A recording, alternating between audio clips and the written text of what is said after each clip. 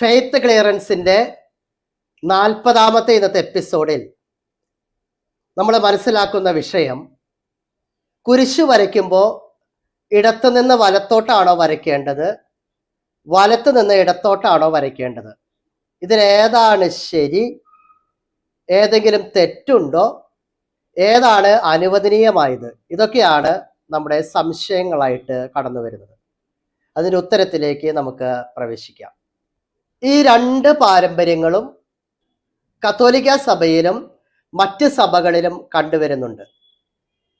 കേരളത്തിലെ സഭകളെ സംബന്ധിച്ച് യാക്കോബായ, മലങ്കര, ഓർത്തഡോക്സ്, ലത്തീൻ സഭാവിഭാഗങ്ങൾ ഇടത്തു നിന്ന് വലത്തോട്ടാണ് കുരിശു വരയ്ക്കുന്നത്.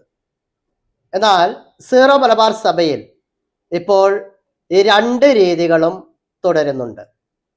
ഈ രണ്ട് കുരിശുവരയുടെ രീതികൾക്കും അതിൻ്റെതായ അർത്ഥതലങ്ങളും വ്യാഖ്യാനങ്ങളും ഉൾക്കൊള്ളുന്നുണ്ട്.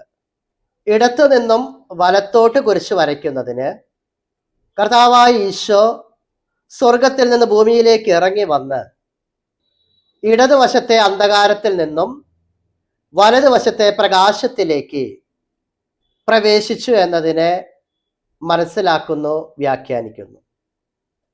വലതുവശത്ത് നിന്ന് ഇടതുവശത്തേക്ക് കുരിശു വരയ്ക്കുമ്പോൾ വലതുവശത്തെ പ്രകാശത്തിന്റെ മക്കളായി തീർന്നവർ ഈ പ്രകാശം വഹിച്ചുകൊണ്ട് ഇടതുവശത്തെ അന്ധകാരത്തെ ഉന്മൂലനം ചെയ്യുന്നു എന്നർത്ഥമാക്കുന്നു.